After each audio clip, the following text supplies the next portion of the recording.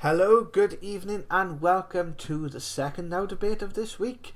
And thank you everyone for joining us for tonight's special. We've invited Jessie and Nicholas George onto the show to talk about the whole Meghan and Harry affair.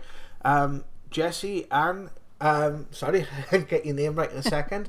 You have been talking about this for months, and you have mentioned this on several occasions, up as far back as last November, that something was going to happen with regards to the royal family, and you have seen this in the codes, and you've mentioned this on the channel for the course of the last few months, and people, you guys, welcome in the chat. Also, you guys can have a look back on the Code Journey playlist, and you can see where Anne has actually pointed this out on several occasions in several prior videos. So Richard, who's also joining me, my partner in crime. Richard, how are you, my friend? Yeah, good. Has thought it would be a very good idea for us tonight to do a little chat about it and have a little discussion as to what the bigger picture is, and have a little discussion with you guys, and obviously you yourself, Anne, about what this all means in light of everything that is going on in the world, which is absolutely crazy right about now. So why wouldn't there be a royal family fiasco in the midst of 2021, where there's a year-breaking news story of the day, each day happening? Why wouldn't there be? So I'll throw the floor over to you guys. Richard, do you have any announcements or anything you'd like to say before we get started? No. I just come on here to talk about this. This is quite interesting. I've been following it, and I knew Jessie Ann's been following it, so I thought let's have a chat about it. Excellent. And Anne, how about you? Yeah, it's great to be on with you guys. I love doing these little pieces like this and jumping into what's happening in our world. And yeah, definitely in the codes we've had starting last year, it really came in. And what's interesting is we're just seeing all of this come out now, kind of the way it is in the news on a bigger scale. But, really this dissension has been going on. It may not have been covered by a lot of the mainstream sources, but this dissension between the families, between Meghan and Kate and the Queen, and everything has been, in this kind of upheaval for a while. So it kind of reaffirms when I look back on the codes and I think, yep, the codes showed this stuff happening, and now we're seeing kind of the culmination of it. And I think part of that has to do with us being in that code year energy that is filled with so much change and so much transformation and so many shifts that are going on in the world, that it really it's really interesting to see how these dynamics play out. So I'm kind of interested to share today some of what we have with the different code dynamics of the people involved here, and what the codes show in some of these interactions. Well, Richard, you picked this up, as I said on last night's Now Debate, and I believe you actually went back and checked. Yes, I went back and checked it because it was against the Nostradamus prediction. Yeah. I attributed it to the royals, the brothers, Harry and William. Yes, he did. And you got, I believe in America, it was aired before it was aired in the UK, I think, Anne. The actual, the documentary that with Oprah Winfrey. So I got to watch it, I think it was 2 days back, and I was just open mouth thinking, oh my God,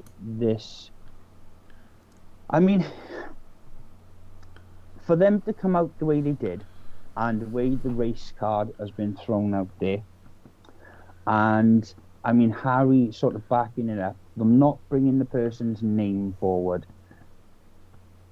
I mean, their body language was saying that they went through it. I have no doubt, after, looking at what Diana went through, that Meghan went through a harrowing time with the royal family, right?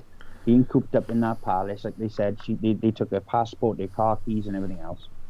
And it's, it just seemed strange timing from my point of view for this after everything. I mean, yes, she was thrown under a bus, right? That's a given, and nobody come to her aid, and there was a lot different feedback. I mean, from the British people, I think that's going to happen because they are royals, and it was kind of the media was selling it that Meghan was pulling Harry away from the royals. And so you're gonna get a bit of backbiting and a bit of people upset by that. That's a given. They're the royal family. You've got a lot of royalists in the UK. They love the royal family. So it's just the timing of it is the only thing that's kind of a little bit iffy for me, in light of everything. I mean, how the story has come about with in regards to Andrew on that story, which should have been given the same precedent as this story. Well, more in my eyes, and it doesn't. So it's kind of there's some shenanigans going on, shall we say? Well, I'd like to have. I love that graphic that you sent us earlier. I wish we could actually put that up on screen, and I haven't had a chance to do so. But I will, if we can get a link to it, I will share it in the description down below. But yes, in light of when you're looking at the war, the things that have been happening in America, the kind of infighting that's been happening in the European Union, over like the vaccine and Brexit and all these different things, and you're looking at what's been happening in Italy and the Netherlands, with the crisis has happened in the Netherlands, and obviously Italy having to sort of replace its government over the course of the last couple of months. It is sort of like, it's almost like, the only way I can explain it, it's a bit like when you give someone long enough rope, they start hanging themselves with it. And that's kind of where I am when I'm looking at this. I'm like, well, when they're saying about he didn't, the security was going to be taken away, and I'm thinking, well, yes, I can understand from his point of view where that was sort of where he's coming from. I can put myself into his shoes, but also it's the British people that actually pay for all this as well. So I can understand why this is causing quite a lot of division within the UK populace, because as you said, you have people that have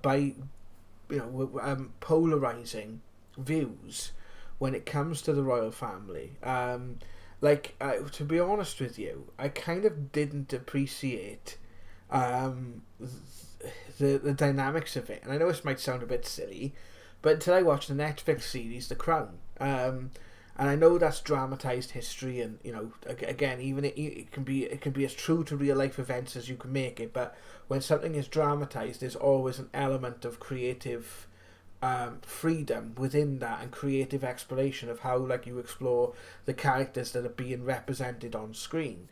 But even just when you go back to when the Queen was young, and sort of what she went through with her sisters and all the rest of it, and you've got this sort of establishment sort of side, or the grey coats or whatever they call them, that kind of keep this stringent sort of thing of how it should be done, and it's almost like you're asking yourself, who actually holds the power here? Because it's a very strange system when you look into the dynamics of it, and you can see how for many, the Queen being a figurehead is obviously it's something they take pride in. But I can also see the other side of it as well, and what this has done, it's almost like sort of broke something in a lot of people. I've noticed some people mention this in the chat. Piers Morgan actually sort of walking off Good Morning Britain, which is basically a morning TV show here in the UK, and he's basically walked out over it. You've got the likes of Lorraine Kelly, basically in the last sort of minutes of her sort of Good Morning programme on ITV. Good Morning morning sort of programming in Britain, it's all that kind of softly kind of stuff where they talk about sort of issues of the day and all this sort of like in a weird in a kind of like more aimed towards probably like women's audiences and that sort of thing.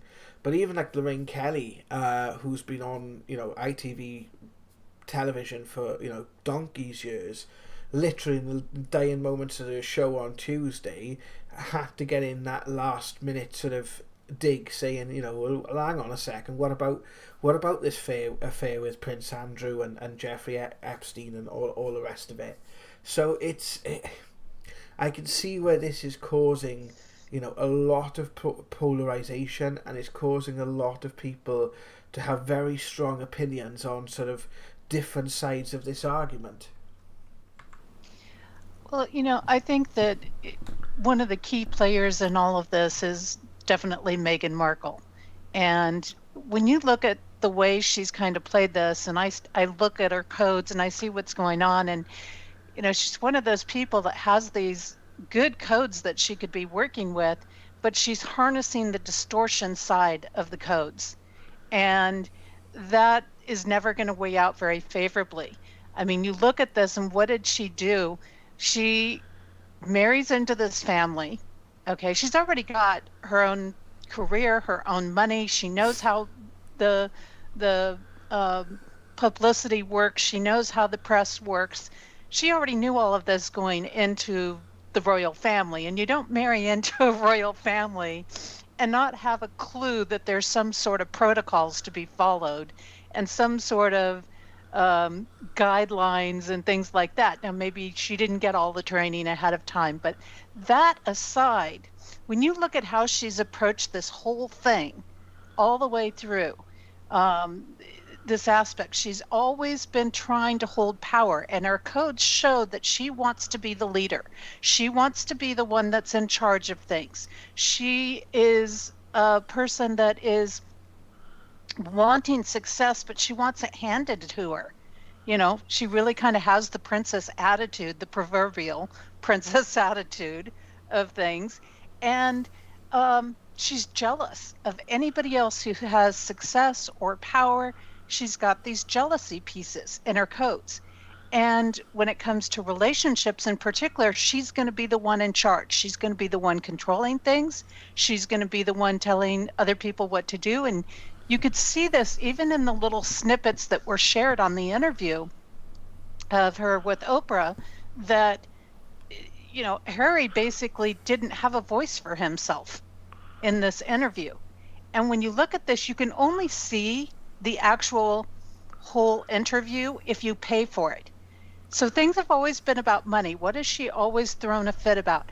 Oh, we got cut off. Well, hello, if you're not doing your role, it's like when you work for a company. If you aren't working for that company anymore, you're not going to get their health benefits, and you're not going to get the full pay, and you're not going to get these things, and I think somewhere she just had this delusion that she was so powerful and so influential that she was going to, be able to take charge and get whatever she wanted. So when she left and they chose to leave, they chose to step out of this. And I'm not saying that that's a prized life to be in royalty necessarily, but, because there's a lot of protocols and a lot of standards that go with that lifestyle and a lot of things that have to be adhered to. But, she really has had this reputation of attacking and being aggressive with people that just she can't control. And from a young age, she's been very proactive in globalist views.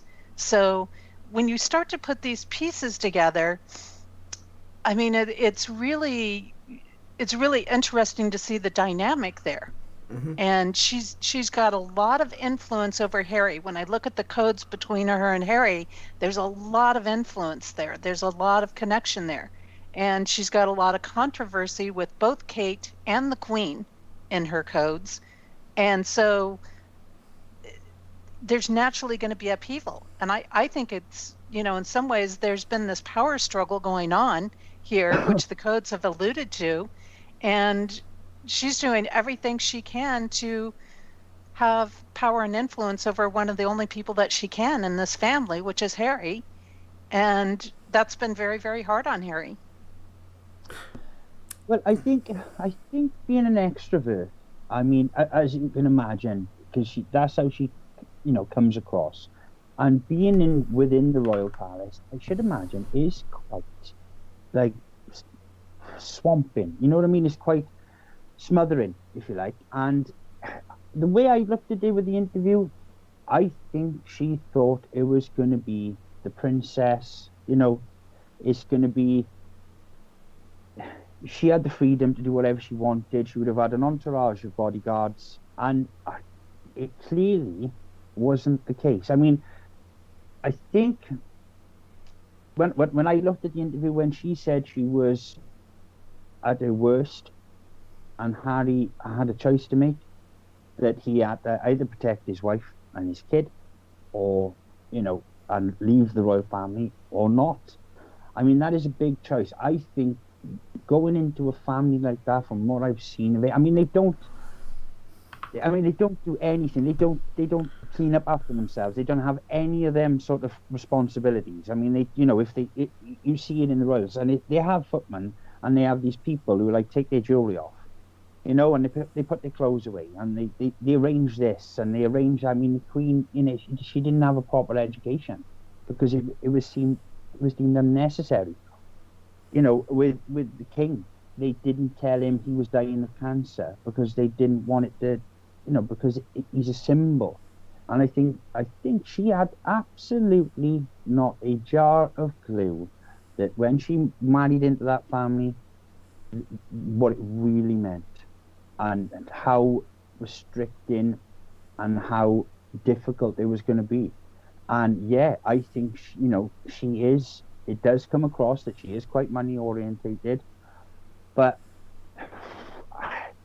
I still feel that from her. I mean, Diana was so, she was in awe. Diana. I mean, we worshipped that lady, and the way the press hounded her and everything she went through. And nobody did a thing about it.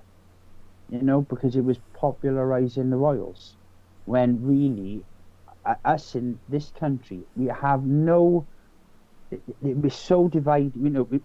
There's nothing the same, right? You have no point of reference for the royal family's life, and they have no point of reference for its life for us, and it's become something that in the past, it would have been something, but now, the way the fast-pacedness of the world, it's just meaningless. It's just pointless. It just seems like to everyone it's a waste of money.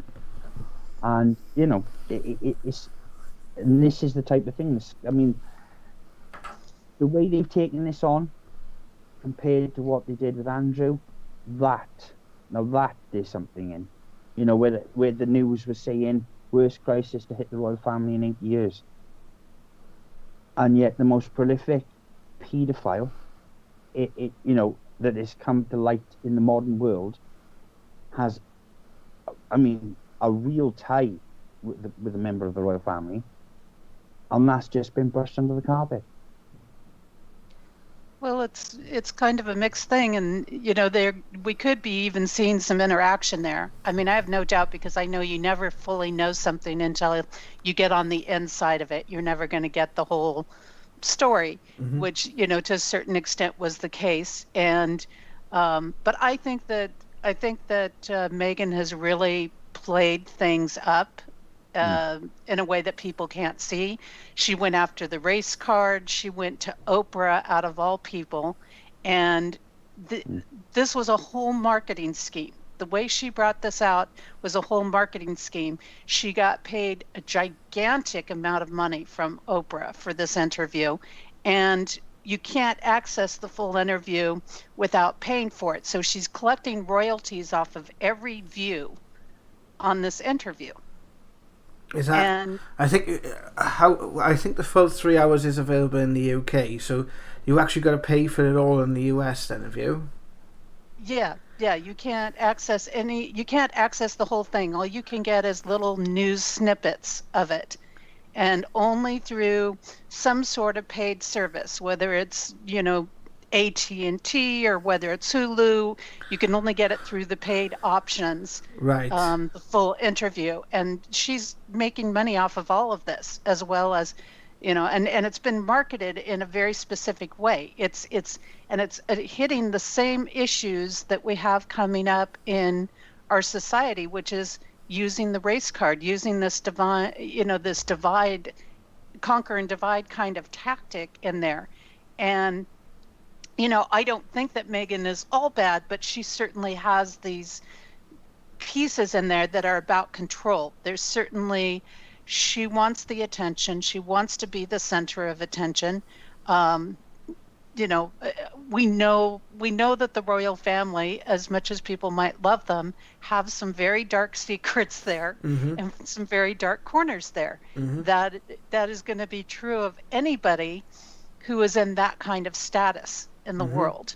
Yeah. And so, when I look at this and I see these codes, I mean, she has really this rebellion, competitive, harsh energy with Kate, and we know that was one of the things that was blown up. And she turns the tables. Meghan turns the tables a lot on things. So she says that Kate made her cry, but she made Kate cry, actually. Just like, my God. This is this turning of tables, and again, she just wanted this power. Wasn't it over like some flower girl dresses or something? And I was thinking, God, cry me a river, like, Right. And exactly, yeah, cry me a river over this. I mean, it's like you want to complain you're not getting A, B, C, and D, but you're again, she's just looking for these hand-me-outs. She's looking for it's always this petty stuff, and it wouldn't have mattered. And that's a perfect example of the way their codes interact. Kate and Meghan's is, they will argue over the most petty stuff and blow it up into this big thing. And I think, when I look at the codes, and I look at the codes between William and Kate, for example, there's all this responsibility energy. There's no question that they're going to be the ones inheriting the throne down the line. Yeah. Because of the way their codes interact. And it's all about responsibility, and it's all about, very similar energy to what the Queen has been upholding with the throne. And they bring in a whole different dynamic that fits for that lifestyle and what those roles entail down the line. So, yeah, and Meghan's codes with the Queen are all about this power victim pattern, weighing in and out. So, in her head, did she believe that she was a victim? I believe she did. But I think that she was both trying to be the one taking control, and yes, she probably did have some aspects where people were maybe being turned against her because she didn't want to play the game totally, or she wanted to be the one calling the shots, and she didn't get to be calling the shots against the Queen. And so I think that there's definitely some aspects there, and that's no doubt in the codes. It actually shows that, somebody's going to be an outcast, and, the Queen isn't going to be the outcast. So when you look at that dynamic, who's going to be the outcast? It's going to be Meghan. And so her power play, she was just up against somebody who she really didn't have the power over. She really didn't have the influence over. Well, I mean, from what I watched in the interview, and she did genuinely look frightened in my eyes. And it goes in a bit of a bit of thing in the chatter. And I think, yes, quite easily, she was hoping for that princess lifestyle. Now, the tabloids over here were merciless when it came to Meghan, and it was cruel, and it was wrong, right? With the race card, now, if somebody... Now, it's funny how we come from Harry. Now, I can quite believe in my heart, right, that might have been said, right? That's a big thing to say. I don't think it would be something you could lie about. It just seems like, at the moment, with like things like critical race theory, that is absolutely, and I mean in America, it's at another league, right? I mean, I watched a documentary where this black woman came on the stage. It was an audience of white people, and the first thing that came out of her mouth was, "You lot are demons, and you lower than scum." And I was just shocked. My mate introduced me to it, and I was just like, wow. And it's becoming, it's turning that tide. It's flipping it on its head, and that in itself is going to be its own downfall, right? It's becoming something that is going to be very hard to stop.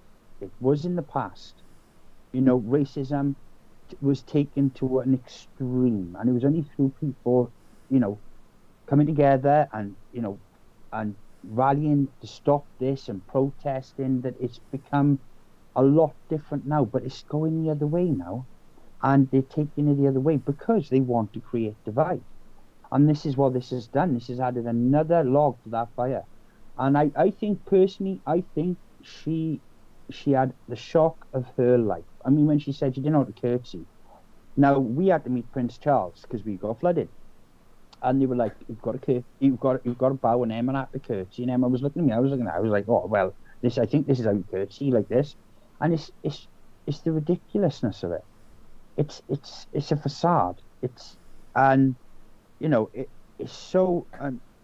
What the point was it? I have no idea what benefit it had to Pontypridd, and for all the flood victims. I can't see a point in it. It was like, oh, you've been flooded, let's make a parade out of it.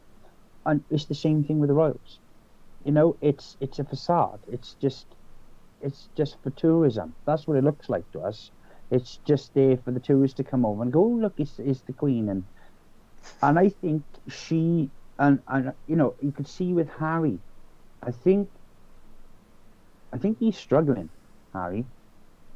I think he's really struggling. I mean, being brought up in our world, having to walk behind your mum's coffin at the age he was with your family because of people's need to know every ounce of someone's life. And to go through what he's gone through, and he's been a soldier, he's done this, he's done that, and to then be caught up in this with like your partner, and their race is being brought into question, or it's I should imagine for Harry, knowing nothing else, this is quite something. This is pretty. We can see it in his face. As much as he smiles, but he says, doesn't matter what you've gone through in your day, you put on a brave face. You've got to. That's your job. And I can imagine that's quite something. And he did look like he was really struggling to put on a brave face in that interview.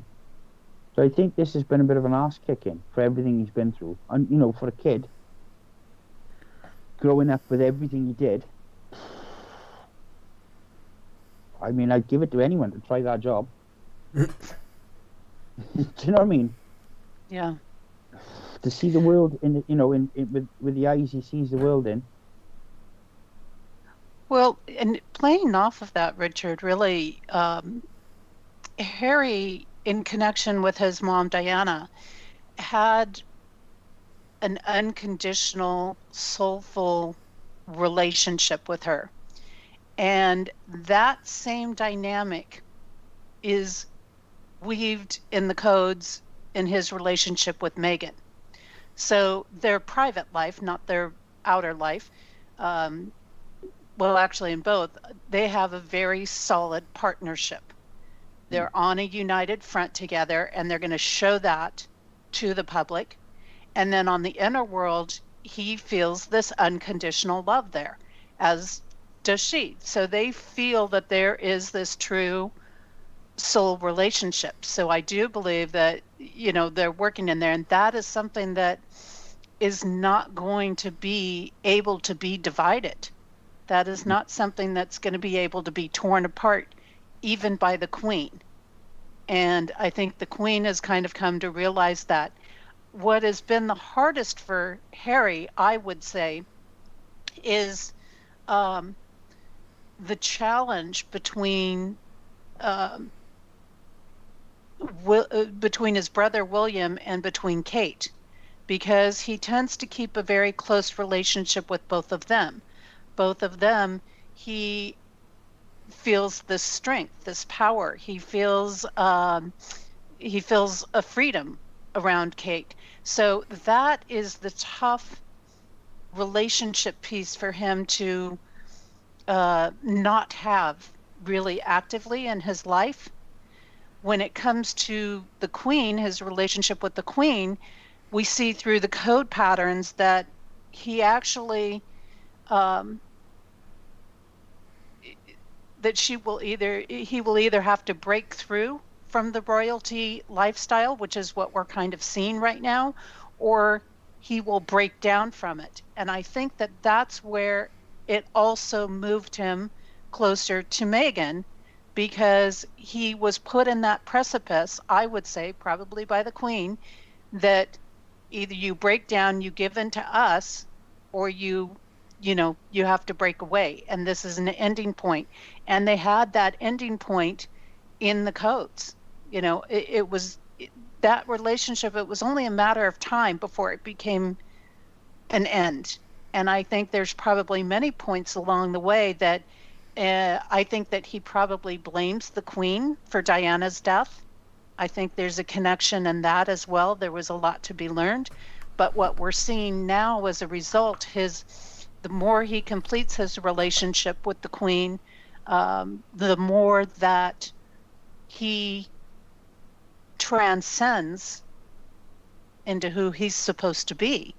And the challenge with him and his codes is that there's always competition. His life has always been this competition, whether it was a competition for attention or competition between people he cared about, or people trying to be better than him or trying to get him to prove his worth.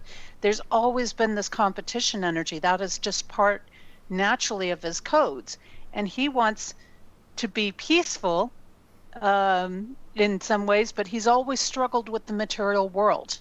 So he's always had this battle, even within himself, when it came to how to present himself in the world, how to be in the world.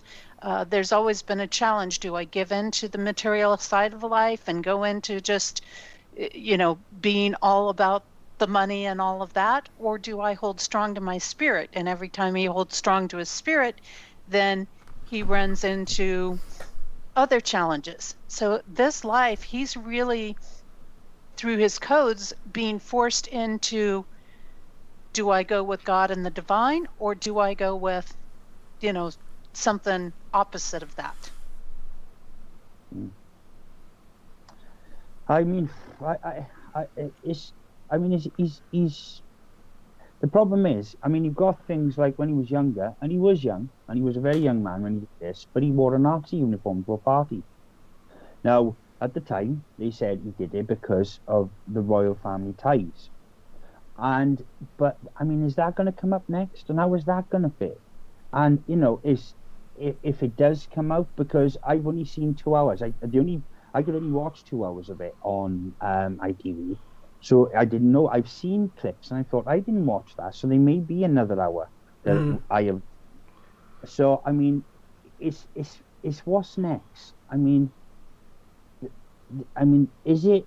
Are they trying to bring down the royal family? Because this isn't helping. And is it time that we sort of they just faded away into the countryside, and it is no more royal family? Is it that if we come into that sort of stage in our evolution, and because it does just seem like it's unnecessary. It's just the way this has been brought out, and with, like you said, with Oprah and everything else, and it's what does it mean? What does it lead? What's the intention behind it? Well, I think Harry is caught in the middle. That's what I think, honestly, in all of this. I think he's really caught in the middle of things. And I think he really wants to just kind of have a good life. And I He think did he's got pause a a lot. great connection with his son, and I think that's where his joy is, and that's what he'd just like to put his energy into. And I think we have a mixture of things that are happening because Meghan is showing her true colors, that she's not necessarily standing, you know, in an ethical, good space. Is some of the things that were done to her, necessarily right? Probably not. But her way of handling things is not helping. I do think, and we've seen this many times in the codes, that we're showing the downfall of corruption. We are showing, we have where celebrity lifestyles, royal lifestyles, the rich, the famous, the wealthy, are not standing in a position of being respected so much anymore. So it won't surprise me if we start to see the collapses of this, if they just kind of go off into the background and aren't in the limelight the same way at a certain point. That wouldn't surprise me as being part of the world changes that we're seeing happen, because people are getting tired of it. They're getting tired of people like Meghan or other people in the world that have the status and they're wealthy and and I'm not saying that's a great life or it's an easy life by any means, but people are tired of listening to rich people complain about their lifestyles. People who are sitting there wondering how to put food on the table, or whether they're going to have a roof over their head next month, whether their house is going to be foreclosed on, whether, their kids can go to school, whether they're going to have to homeschool them, real life issues. They're not caring anymore. They're not caring about whether this celebrity got to go fly their private jet someplace, or whether they're, making $100 million a year versus $1 trillion a year. They don't care anymore. So this whole fascination is falling away right now. There will always be those people who are fascinated with celebrities and that lifestyle and the royalties and all of these things. But people are stepping away from that. A lot of people are no longer enamored in the same way that they have been. Oh, absolutely. Absolutely. What's your thoughts, Jazzy? I'm just listening to you guys speak, to be honest, guys. To be fair, you kind of had it all in hand, so I'm just sitting here listening like the rest of the people on the chat. There's nothing really I can add other than what the sort of dynamic of the conversation you guys are having, and I just thought, just let that dynamic keep flowing, and as you were saying, where does this fit in with the bigger picture? And when you are seeing these sort of changes happening all around us, and when people are, it's like we said on our last broadcast last week. It feels like a month has passed since, because we always have you on a monthly basis, Anne. But last week when we had this discussion, and I mentioned about the Golden Globes, and how people are choosing their own royalty. It's like it or lump it, where no matter what you like to think about it, people are having far much more interest in the likes of Donald Trump, and even that was even proclaimed by Donald Trump in one of his rallies, because then things like celebrity, then things like sports. I remember seeing one of Trump's rallies, and he was saying, this is the sports these days. This is where the action is, and it's true at the moment, because in a time where people should have watched more television than any other time in history, because we've all been forced to stay in our houses and stay home, stay safe, protect the health service, blah blah blah blah blah. People are actually turning. It's caused the opposite effect in a sense. It's caused people to think differently about things, and the more that we've seen, things like censorship come up, the more when stuff like this comes up, it is starting to get people to question certain things. Now, does the royal family do a lot of good for Britain? Possibly. Does it do a lot of bad for Britain? Possibly.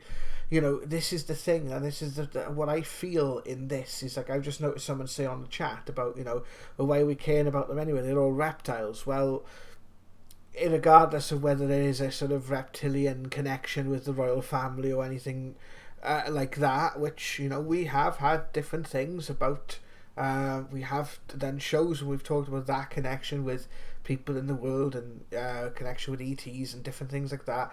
You can't just say, you know, it's like, for example, when people say, oh, I don't trust the BBC because they're all paedophiles. Well, does that mean that, you know, your office clerk that sort of works on the front desk of BBC Windsor or BBC bloody Cumbria is a paedophile? No, it doesn't. Does it mean that every single person overseeing that company or that organisation is? No, it doesn't. It's a case of, this is where we have to sort of be a bit more discerning and a bit more sort of understanding as to the dynamics of everything going on around us. And sort of like, as you've always said, like, who is standing in truth, who is standing in sort of alignment, and, you know, you have to put yourself in their shoes. Like you said, Richard, you're not going to get Harry or someone like Harry to identify with, you know, a single mum living in a council flat in Islington, for example. You're not going to do that. But what you can do is you can sort of put yourself in that perspective and sort of, you know, try and see, right, okay, well, actually, these people are trapped. They are trapped by this tradition in society because they can't just go out and do certain things. You know, they can't just go out and drive on the motorway the same as the rest of us can. So, you know, the door swings both ways. And to me, what I'm thinking of is, where is this dynamic? Where does it come from? Who's holding the power here? Are the public the ones keeping the royal family sort of in this trap, or the royal family keeping the public in this trap? And does the door swing both ways? What's the dynamic behind it? And what's the mechanism that needs to sort of be addressed when these sorts of things come out? Because you look back to the 1990s and the big interview, I can't remember who it was now, but the big Diana interview that came out, you know, literally in 96, I think it was. You know, she was dead a year later. And, you know, one of the things I was picking up with regards to Harry is the one thing he doesn't want is history repeating itself, which is what we've always said. We've always said that, you know, you can't have history repeating itself, but you have to look at it, in a sense, from both sides of the coin to get a true understanding as to what is actually happening. Well, you know, I do think we have to keep in mind that Diana and Meghan are very, very different people. Mm-hmm. They're very different people. And when you look at the codes and, you know, what was in their space, Diana, throughout all of her life, had a lot of brushes with death, whether that was other people around her dying a lot. And then, of course, eventually it came to her own death, where she couldn't transcend or move through something. And really what brought down Diana, what really brought that sort of attack on things, and sorry about that, what really brought her attack on things was the positive relationships that she was building in the world. And people did love her, and she did have these amazing relationships with people, connections, partnerships with people, mm-hmm. that you know, could have brought things down back then, honestly, and that was kind of a threat. But when you look at, again, Meghan, you've got a very different dynamic that's going on there. And it's going to be very interesting, because I would say in about another year and a half, we're really going to see Meghan's true colors come out, Meghan Markle's true mm-hmm. colors come out, because she's going to enter a personal year code pattern that is very heavy in materialism. So that's when we're going to really see just how greedy she is, or whether she's willing to step away from the materialism. The Queen, on the other hand, has entered a personal year now that is about stress, and it's about tension, and it is connected to kind of bringing her voice down, or either her voice being brought down a notch, or she doing a lot of silencing of other people and having to exercise her position of authority in things. And what we're really going to see is in about another year from now, we're going to end up seeing big upheaval where the Queen is concerned.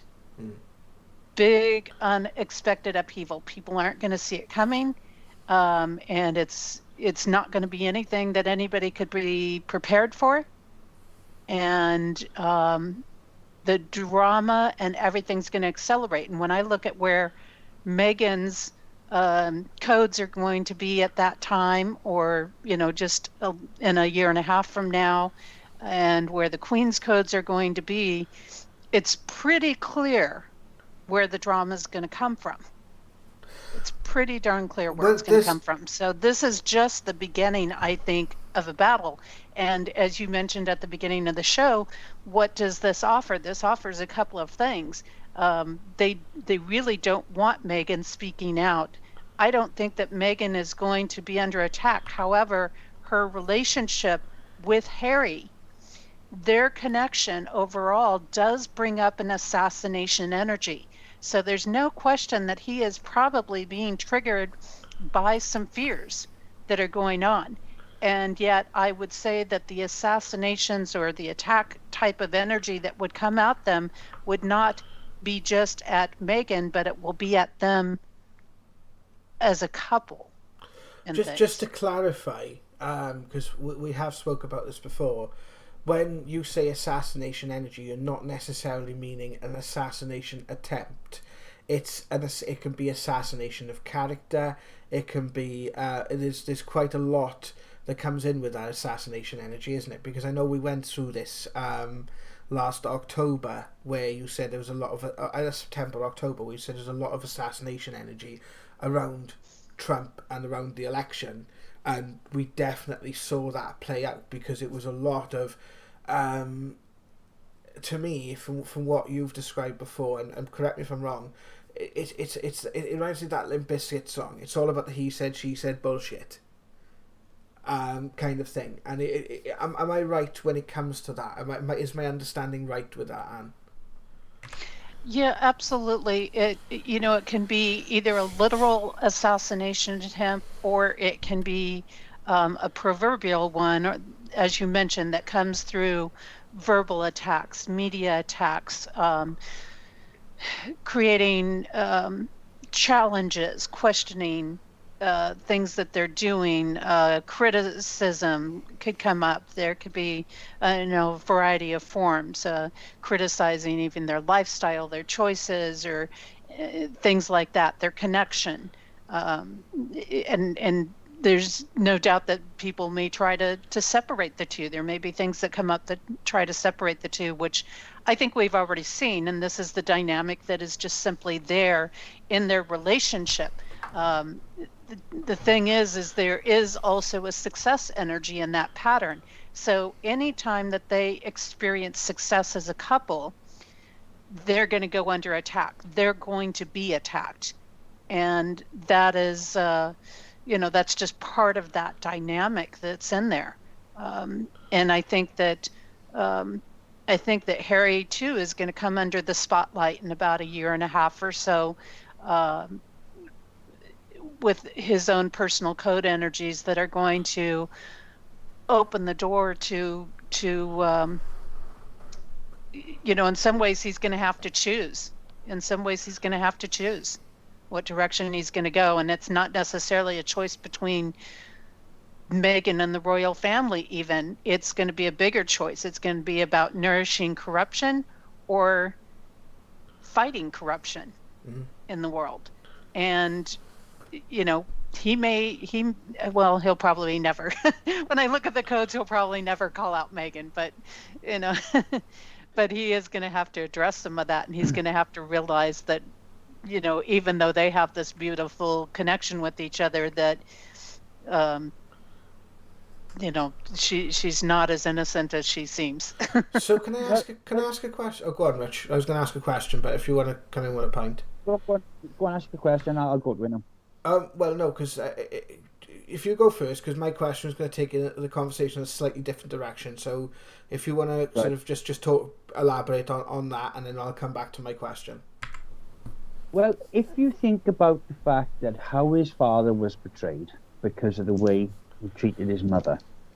Now, which I do believe that Meghan was utterly just blindsided by what went on in that palace. Now, he was in a position where, is he going to let history repeat itself?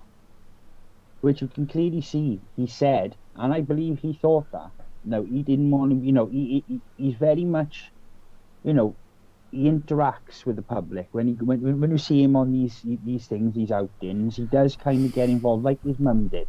She had no qualms about just getting in the middle of a crowd and going to shake hands and touching people, and she would never follow protocol.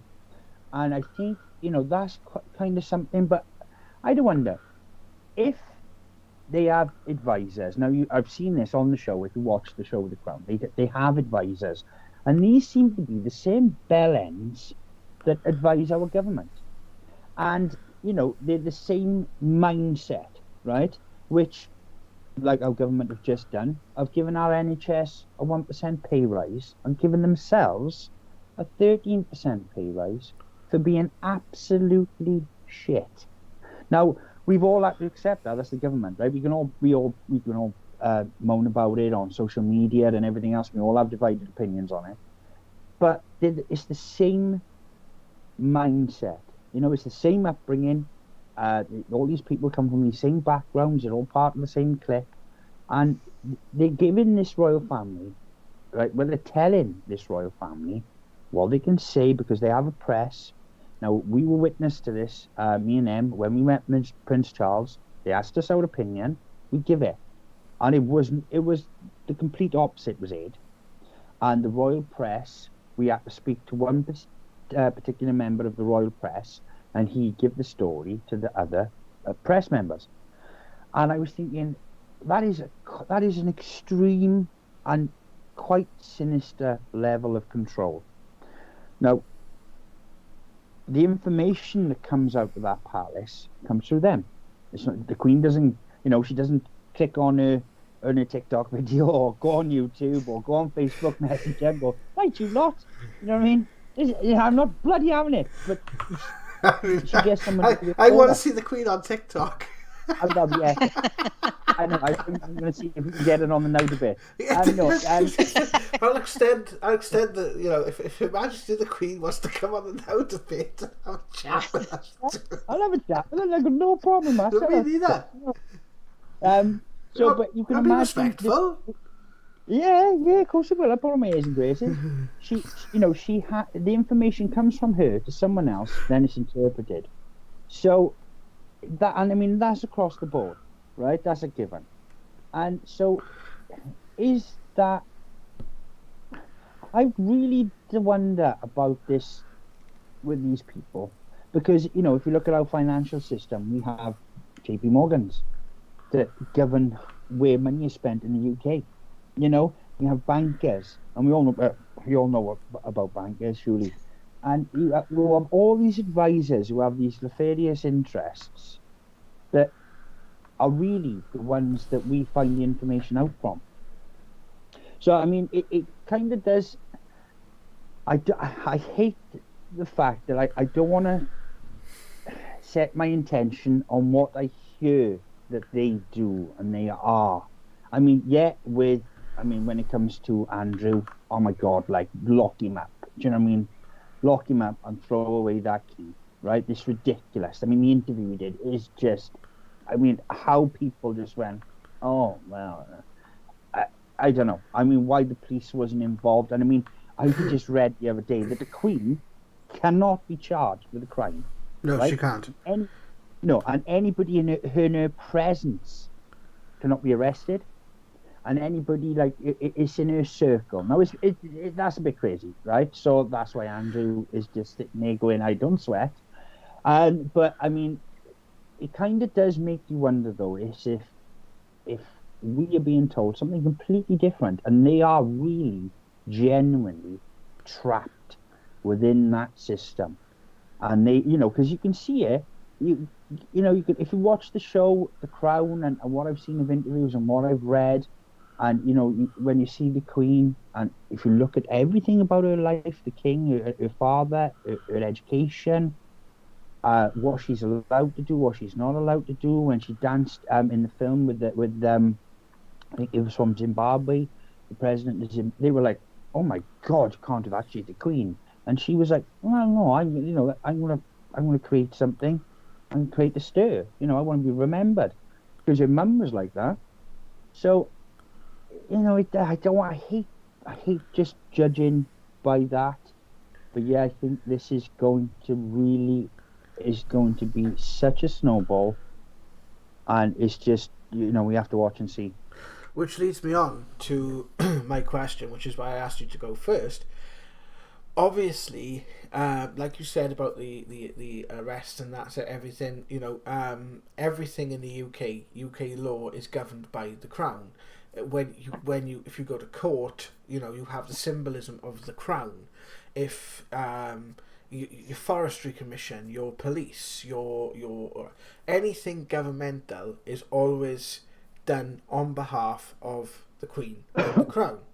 So I was watching a Channel 4 news interview last night, and they had this ridiculous woman from France, I think she was, sort of commentating, going, "We don't know what the UK is doing anymore. We don't know their ideas. They've broke away from European Union, and now they go crazy with royal family, and UK is becoming a shadow of its former self." And it's like, what does this mean for the wider UK at the moment? Because we're being put into a really weird position. Because, when I have conversations with people around me, like family members and that sort of thing, about this, they'll say, well, what's the alternative? Do we really want a constitution and be subject when we're seeing the same sort of corruption in America and other countries around the world? Now, a constitution could possibly work, but where does this leave the UK? Because obviously the very foundation of the UK as a country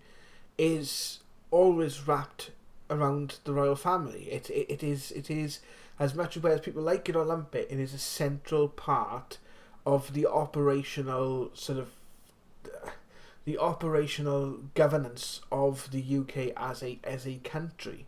And even though that's somewhat been strained with obviously the Commonwealth and different countries breaking away and different things like that over the course of the last 100 years, even to the point of having devolution in the UK when we have different parliaments in the nations and regions of the UK, where does this leave the UK at the moment? Because it's almost like being isolated in many ways.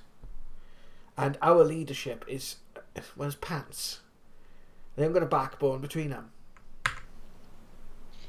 Well, I just in what I see in some of the personal code vibrations and things from the royal family there, I think everything is really going to blow up there. Honestly, I really think everything's going to blow up there. I think, there could be, who knows, there could be anything from a total restructuring, total turning over, but basically look for things starting at the end of April next year, 2022, and going through around middle to late November of 2023. 2023. And it would actually not surprise me, honestly, if, that whatever happens in that time period brings William into the crown. If that structure is kept or maintained. Mm-hmm. But the upheaval is going to be beyond what anybody can expect. It's going to be beyond what anybody could plan for. I think that there is going to be death coming up in the royal family following that upheaval, and it hits very close, and that crosses William's path. And not that William will be the one to necessarily go, but because the upheaval particularly hits the Queen and Charles during that time period that I mentioned, that it would then be, then you'd be looking at, say, summer of 2024, that between there and summer of 2025, we could see William step into the crown, depending on the structure. So there's definitely some big things coming down the line, and it is going to make people question how they want the countries to be ruled there. It's going to make people question what type of direction they're going to go.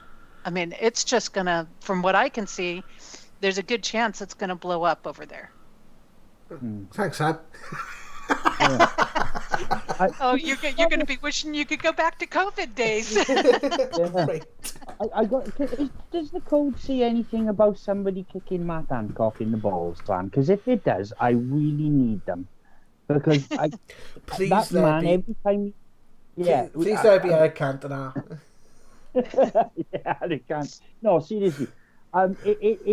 It's going to be, until people start to really... Well, it's difficult at the moment because everything that's coming out, and like there's two sides to a coin, right? And I've always tried to live my life like this. There's two sides to a coin, and I've seen their side, and I've looked at the royal side, and I've never had an affinity with the royal family, never, right? I know I got quite a few friends. I have friends who were at the royal wedding with Charles and Camilla, and they told me some stuff that was quite like whoa, and but I think it's the way people are jumping on the bandwagon with everything at the minute. I mean, they showed people, there was black women looking at what she said, and they was on like Loose Women, and they got a show in America like Loose Women. I can't think of the name of it, with Piers Morgan having his say now. He's going to be on the show, which, it's nice to have a break from Piers Morgan. Don't get me wrong. I'm glad he said it, because not having to listen to him is quite a pleasure. But I think it's just it's a little bit of trying to create a drama where there doesn't need to be any, and that's with everything. It's with everything that's going on in the moment. It seems like everything that happens in the media, everything that's happening with this so-called pandemic, everything that's happening is just about divide. And it's about, it's about hiding your face. It's about keeping your distance. It's about not asking questions. It's they're taking people down that ask questions. It's like they're creating this racism. They're blowing it up to it. Racism is just one of them things. It's to do with melanin in your skin. It's a different pigment of skin. It's the most ridiculous thing we've ever come up with. It's the most, I can't explain it. I have no words for it. Racism or bigotry, any kind of oppression at all, right? I have no words for it. Right? I never understood it since I've been as little as I can remember. And anything that's happening in this world, anything that's written in a book, and I've said this so many times, but this is the platform we're trying to use to say this thing. Anything that creates divide, it creates oppression, or anything, is wrong. It's not for us. It's not what. It's the complete opposite of what we're meant to achieve as people, or what we're meant to strive for, the real spirituality of the world and love and what spirit is saying and everything else that's coming from us. We'd hopefully, fingers crossed, I won't talk too much about it, but we're going to be on a massive platform talking about an incident that happened in Wales. And, all these things are saying, don't listen to this lie, these lies that are being portrayed. And this one has just added another bit. It's just like I said, it's added another log onto the fire of where it's like I seen a meme yesterday where there's a comedian in a glass case and he's in a museum, and the dad says this is what we used to have in the day, but now people can't deal with it. It's becoming like that where you can't say anything because somebody's offended or somebody's jumping on it, or that's hateful, or that's this, and it's gonna end up we're gonna end up in a strange world if we don't start to stand up for it. Even our own Welsh minister was talking about he's I believe he's Indian, and he was talking about his community in Wales and his people in Wales. Now, I'm pretty sure his people are the Welsh, if he's a Welsh minister. Now, doing that, the way he worded that, is creating a divide. Whether it's done whether you say with a smile or not. And this is what I mean. It's ridiculous. It's ridiculous. And, we really need, guys, and that's why I wanted to talk about this story, because it was a big point made. The racism card was thrown in there. And it's a big point made, like, that we need to just really not let it get to a point where people become the thing they're trying to fight against. And I just want to make that point there. Is there any further points that anyone wants to make before we end the show? Because we are getting to that time now. I know, I covered everything, I think. It was an incredible amount of chat going on in the old chatters there. I hope I was all nice and everybody stayed lovey-dovey and had a good old chin bag. You can all have our opinions, but that's what this platform is about. You can have your opinion, but be nice about it. Right? If you don't agree, just say I don't agree. But yeah, there was a lot of chat going on, guys. So obviously, I hope you liked the show, because I wanted to talk about it.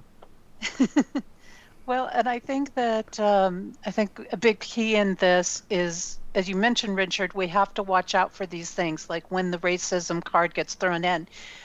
I think that probably there was something made, and we saw this in the chat earlier, where people were talking about it's very natural when you have biracial couples or people of different ethnicities to wonder what the child is going to look like.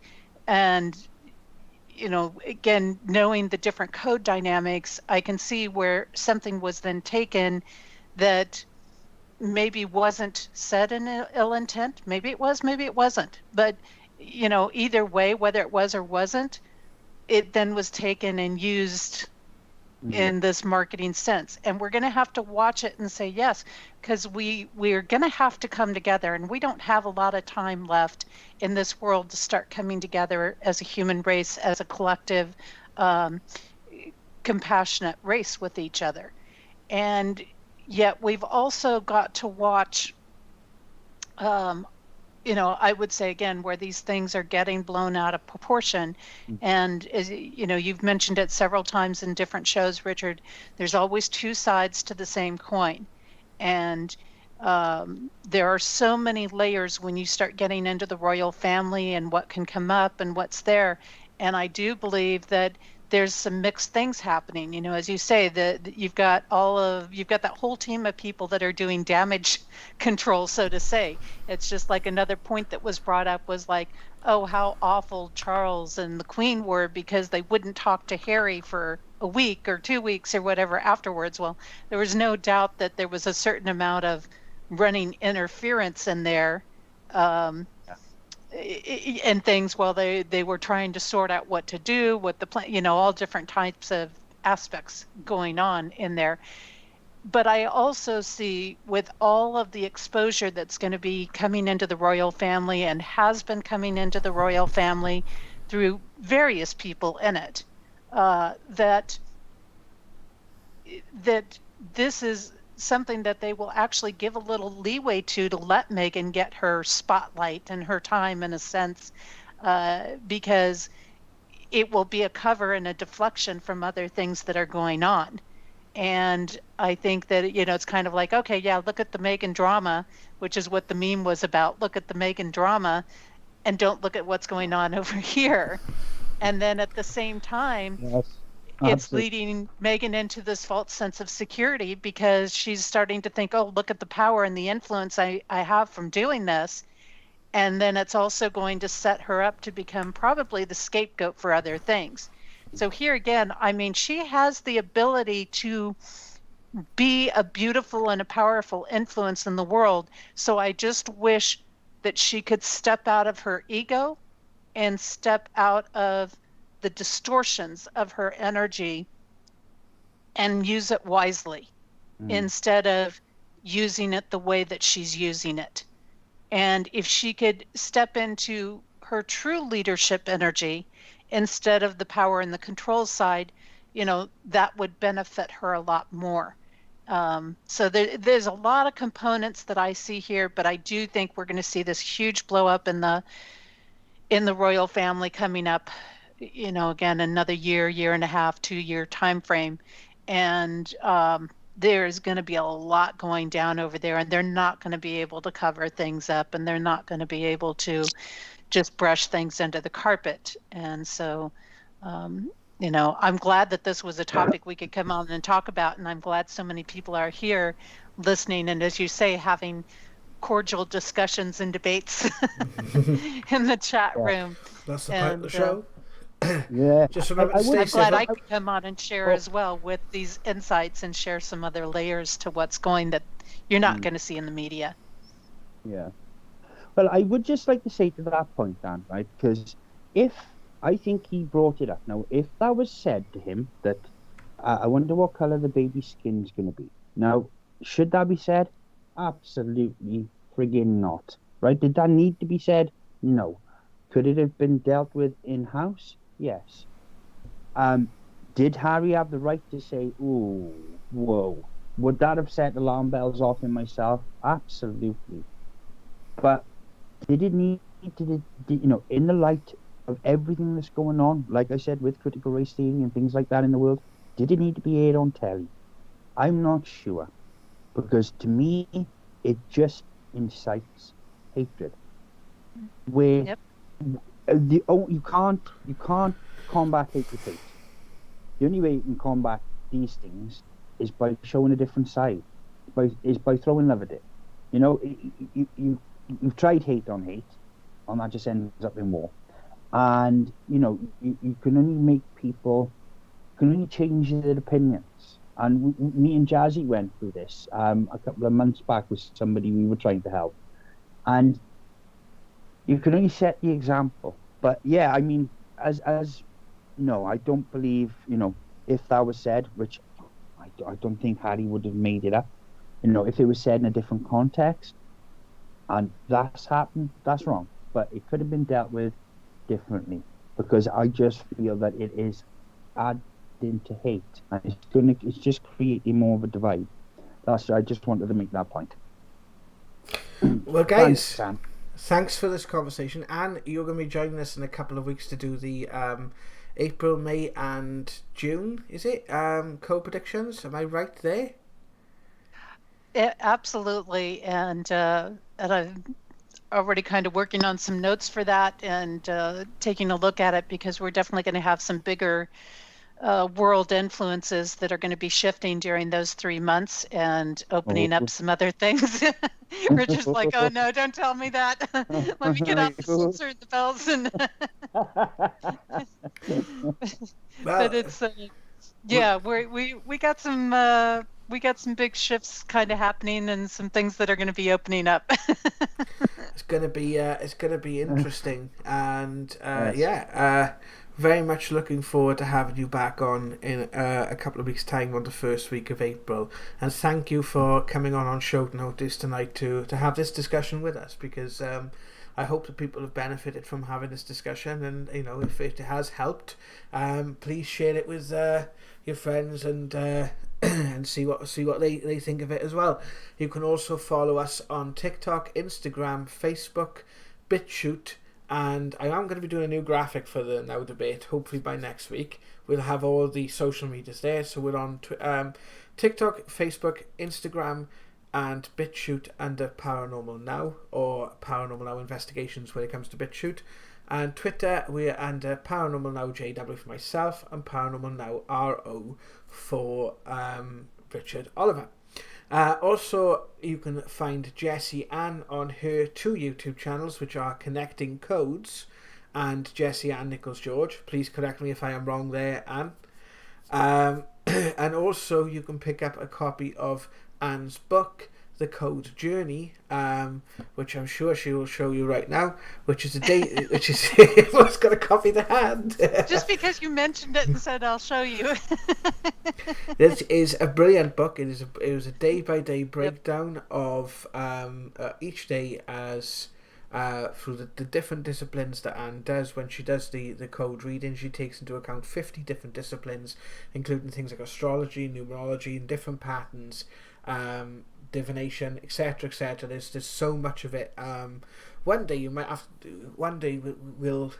I don't know how you do it. The way you do it, Anne, is absolutely incredible. It is absolutely incredible, and just each time you've come on the show and sort of given your insights, they have proved spot on time and again.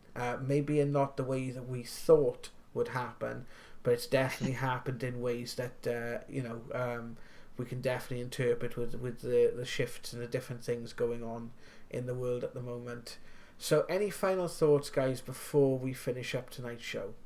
No, I think you've covered it all. I think all that needed to be said was said. And I thank you, Parapeeps, for joining in the chat and being respectful and having a good old convo and listening to us as always, because we do really love you. Same sentiments. What about yourself, Anne?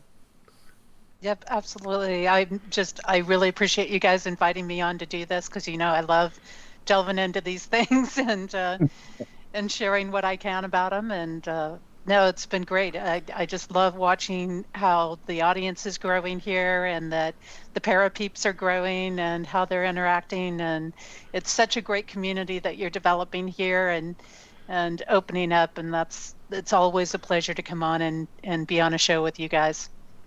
Always a pleasure to have you. It is. Thank you very much, guys, for joining us. There will be more videos probably coming out over the weekend. I know there's a couple of. Are you still working on the spiritual spotlight, Rich? Yes, I'm going to be doing what to look out for, how to contact people like us, and what to do if you feel that you are in a paranormal situation. I've been asking the Parapeeps to send me some ideas of what they would like to see and what they would like me to talk about. So I'm going to be doing some more stuff. I'm going to be doing an interesting video coming up on the happenings around Penturk and this area, and some of the footage that has been captured by Kaz Clark, which is some of it. I mean, guys, it's going to blow your minds. It's insane. So there is quite a bit coming up. I'm going to be doing some conversations with Jonathan videos. I did about 10 of them last year, and I've got a few videos now that I'd like to actually talk about different things. So they're going to be coming out as well, and we are going to be putting different bits of paranormal evidence from our ghost box sessions, from our cases, from different things like that, from these Now Debates onto our TikTok and Instagram feeds as well. So hopefully you guys are enjoying the content. Let us know, give us some feedback, and also if you want to contact us for any reason, whether you want to be on the show or whether you've got an issue or something that we can help with, or you want to show some evidence, because we are going to do an evidence submission show soon, because we've been given different bits and pieces of evidence to look over. So we are going to do a show on that, and we've still got as well the evidence of surviving death series, which we have now filmed the first part for. So lots coming up in the coming weeks, guys. So please stay tuned. And again, the email address is paranormalnow@outlook.com, and the website, which has had to take a bit of a back burner because of all the other social medias, but it is there, and obviously gives a bit of an overview of what we're about, and that is paranormalnowinvestigations.com. So thank you guys for joining us. And is there any further links that you would like to share? Because I know they're in the description below, but if there's anything you would like to share on screen now, then please do. Yeah, I mean, the only other thing is, I guess people can check out my website, compassioncodes.com. And, so that's that is there. And if they want to check out what the work is like in the code journey, on Smashwords, the ebook version of the previous years is free. And currently up through Saturday the 13th, March 13th, there is a 25% discount running on the 2021 version. But I, of course, encourage people to get the paperback because it's such a big book and it's so much easier to have the book in hand than trying to work through the ebook version of it. But at least that will give them an opportunity to see what some of the work is like. Brilliant. Well, guys, thank you very much for joining us. We'll see you soon for another video. Take care of yourselves. Love life, power pipes. Love life, pipes. See you in the next.